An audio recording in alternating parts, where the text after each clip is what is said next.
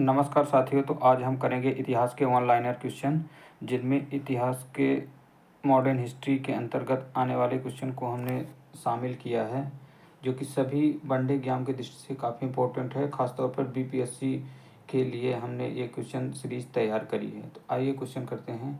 भारत के सबसे पहले आने वाले यूरोपीय कौन है? तो जो सबसे पहले आए वो हैं पुर्तगाली आए 1498 में। वास्को डी गामा भारत कब आया? तो 1458, जो कि एक पुर्तगाली यात्री था। उसी के आगमन के बाद पुर्तगाली यात्रियों का आगमन शुरू हुआ।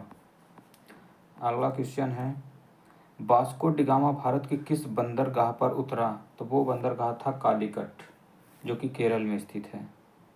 भारत आने वाले पहले पुर्तगाली गवर्नर, तो जो पुर्तगाली पहले गवर्नर हैं वो है फ्रांसिस्को डी अल्मीडा।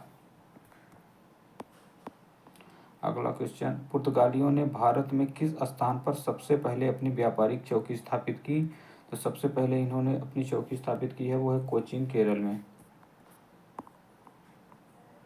अगला क्वेश्चन, भारत में पुर्तगाली शासन की नींव किसने रखी? तो ये है अल्फांसो डी अल्बुकर्क।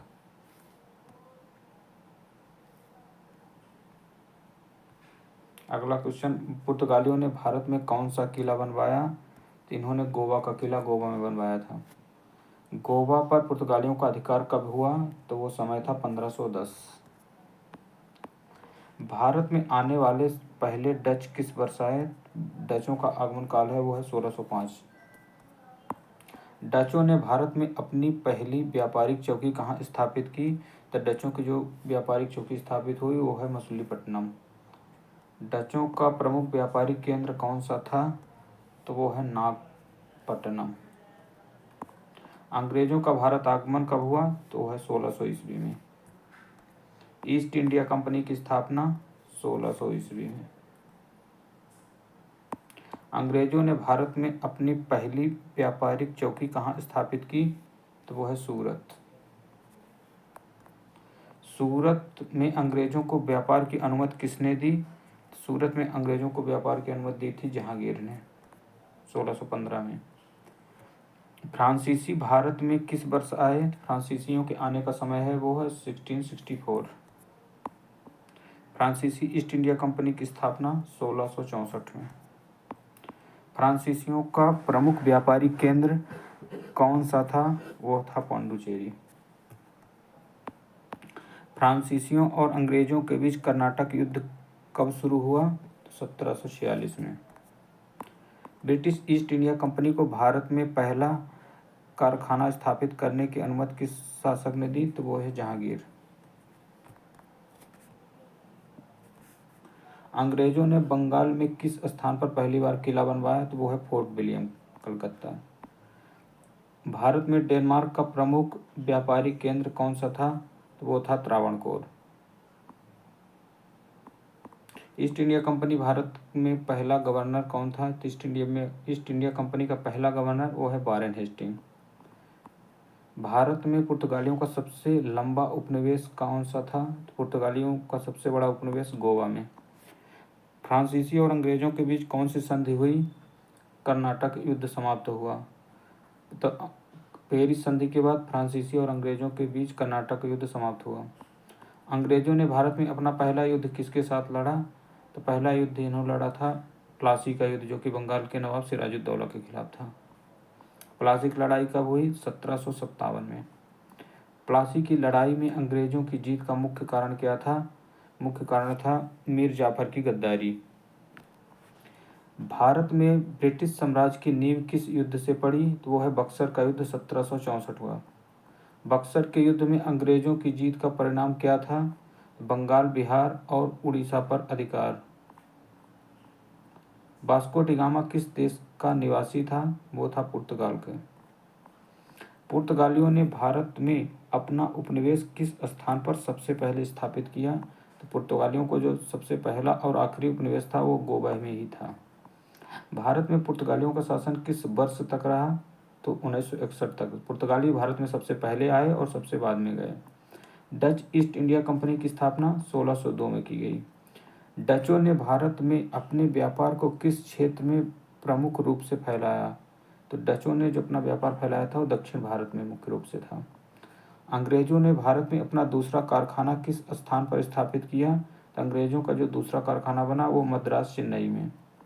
अंग्रेजों ने बंगाल पर कब अधिकार किया? तो वो 1757 में प्लासी की लड़ाई के बाद बंगाल पर अधिकार स्थापित करना शुरू कर दिया था। फ्रांसीसियों और अंग्रेजों के बीच तीसरा कर्नाटक युद्ध तो पहला हुआ था 1946 में और तीसरा हुआ है 1763 में। कर्नाटक युद्धों का मुख्य कारण क्या था? कर्नाटक युद्धों का मुख्य कारण था भारत में व्यापारिक और क्षेत्रीय वर्चस्व की लड़ाई थी, वही अंग्रेज और फ्रांसीसियों के बीच लड़ाई का कारण बनी। फ्रांसीसी भारत के किस क्षेत्र में सबसे अधिक प्रभावी थे? तो वो थे दक्षिण भारत के पांडुचेरी। डचों ने भारत के किस प्रमुख वस्त्र का व्यापार किया? तो डचों ने मसाले और कपास का व्यापार प्रमुख रूप से किया। अंग्रेजों ने भारत में अपना मुख्यालय कहाँ स्थापित किया? तो उन्होंने अपनी जो राजधानी बनाई थी उस प्रारंभ में वो कलकत्ता थी। अंग्रेजों और मराठों के बीच पहला युद्ध, अंग्रेज और मराठों के बीच फर्स्ट आंग्ल मराठा युद्ध 1775 से 1782 के बीच हुआ, जिसमें फिर सालवाई की संधि होती है। अंग्रेजों ने भारत में अपने शासन को किस नीति के माध्यम से बढ़ाया? तो अंग्रेजों ने जो नीति अपनाई थी उसे साम दाम दंड भेद की नीति को अपनाया था।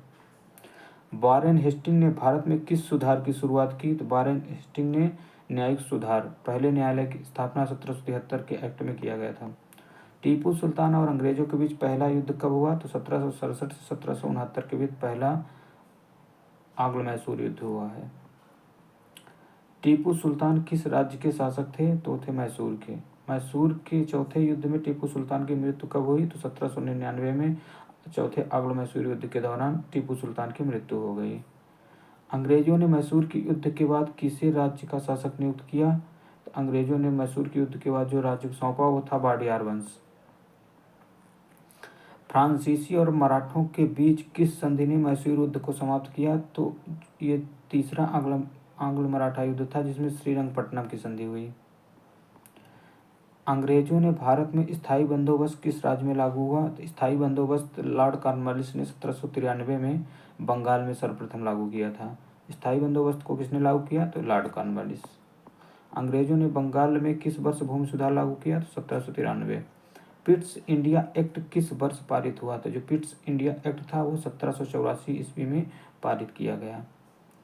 भारत में ब्रिटिश शासन को नियंत्रित करने वाला पहला कानून तो जो रेगुलेटिंग एक्ट था वो है 1773 का रेगुलेटिंग एक्ट, जिसने पहली बार ब्रिटिश शासन को नियंत्रित करने के लिए कानून का निर्माण किया गया। रेगुलेटिंग एक्ट का मुख्य उद्देश्य क्या था? तो ईस्ट इंडिया कंपनी के कार्यों पर नियंत्रण रखने के लिए रेगुलेटिंग एक्ट 1773 लाया गया था।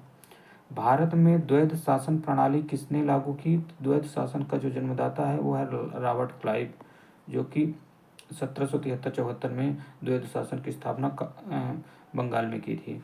द्वैध शासन प्रणाली के अंतर्गत किसे वास्तविक शक्ति प्राप्त थी? तो अंग्रेजों को प्राप्त थी। भारत में व्यापारिक दृष्टिकोण से सबसे महत्वपूर्ण यूरोपीय कौन थे? तो सबसे महत्वपूर्ण यूरोपीय बने अंग्रेज। फ्रांसीसी गवर्नर डुप्ले और अंग्रेज गवर्नर रॉबर्ट क्लाइव के बीच मुख्य संघर्ष किसके लिए था? तो कर्नाटक क्षेत्र में वर्चस्व के लिए क्लाइव और डुप्ले के बीच लड़ाई थी।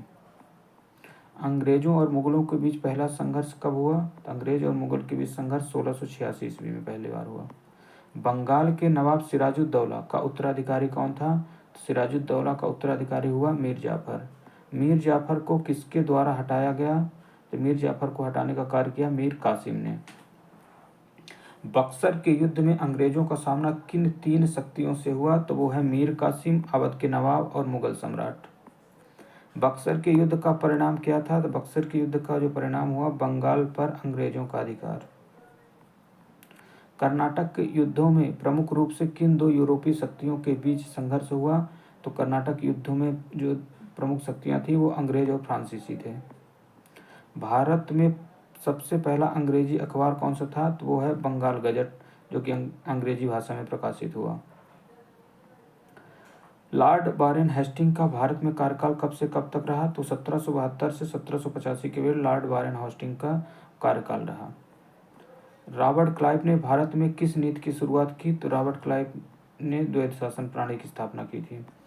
टीपू सुल्तान किससे सहायता प्राप्त करते थे? तो टीपू सुल्तान सहायता प्राप्त करते थे फ्रांसीसियों से। ईस्ट इंडिया कंपनी ने भारत में किस वर्ष से राजस्व संग्रह प्रारंभ किया?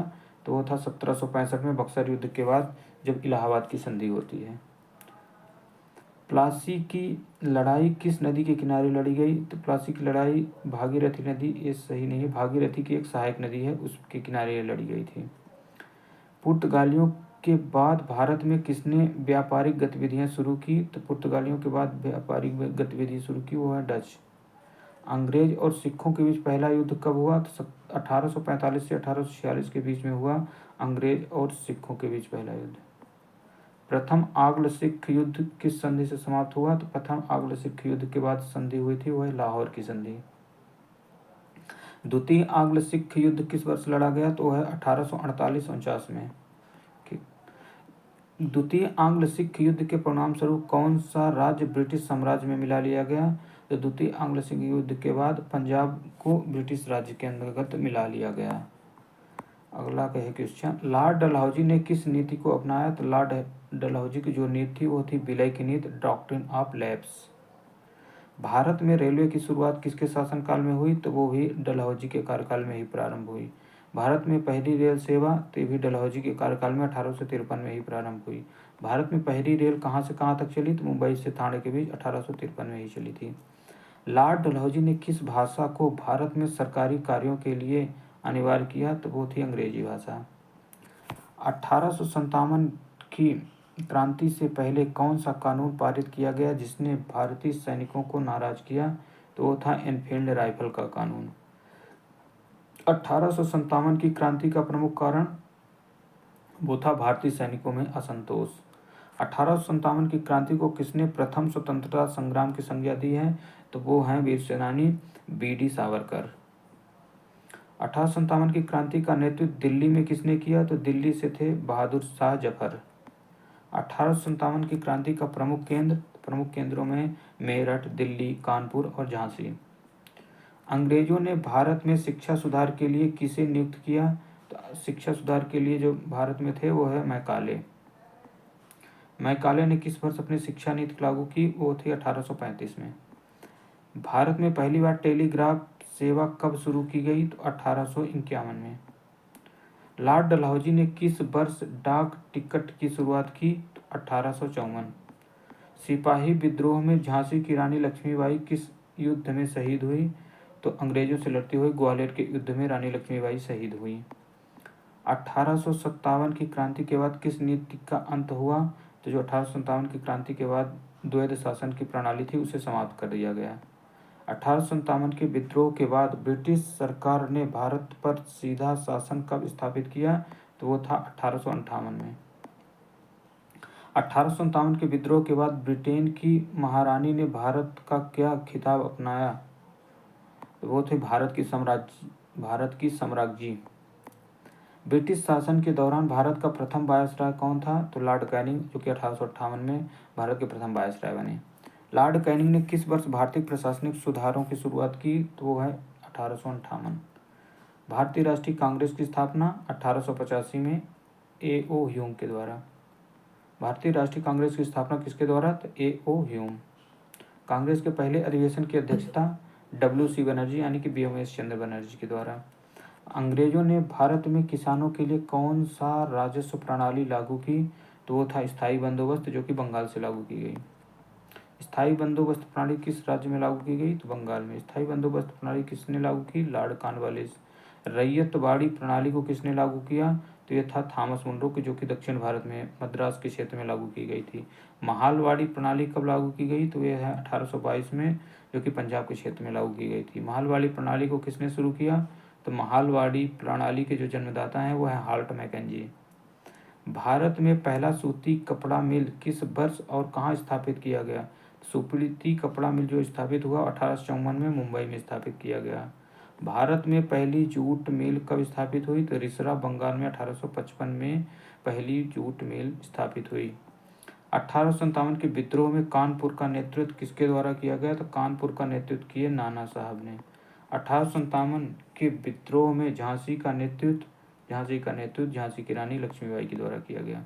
भारत में पहली जनगणना 1871 में लॉर्ड मेयो के कार्यकाल में प्रारंभ हुआ। भारत का पहला वित्त आयोग 1951 में। भारत में ब्रिटिश संसद द्वारा पारित पहला कानून कौन सा था? द रेगुलेटिंग एक्ट 1773, पहले भी कर चुके हैं। रेगुलेटिंग एक्ट 1773 के अनुसार भारत का पहला गवर्नर जनरल किसे बनाया गया? तो वारेन हेस्टिंग। चार्टर्ड एक्ट 1813 का मुख्य उद्देश्य क्या है? तो 1813 का जो चार्टर्ड एक्ट है, इसका मुख्य उद्देश्य ईस्ट इंडिया कंपनी के जो व्यापारिक एकाधिकार है उसे समाप्त करना। भारत में पहली बार प्रेस की स्वतंत्रता किसके द्वारा दी गई? तो वो है लॉर्ड विलियम बेटिंग। 1857 की क्रांति के समय ब्रिटेन का प्रधानमंत्री, 1857 क्रांति के समय लॉर्ड पामस्टन ब्रिटेन के प्रधानमंत्री थे। भारत शासन अधिनियम 1858 के अंतर्गत भारत में किस पद की स्थापना की गई? तो 1858 में वायसराय के पद की स्थापना हुई। लॉर्ड डलहौजी ने भारत में किस नीति के तहत राज्यों का विलय किया? तो वो है लैप्स की नीति। तो आज के लिए इतना ही क्वेश्चन करते हैं दोस्तों। आगे आप और सजेस्ट करिएगा कि किस और टॉपिक से हम ज़्यादा से ज़्यादा क्वेश्चन आपको प्रोवाइड करें। थैंक यू, धन्यवाद।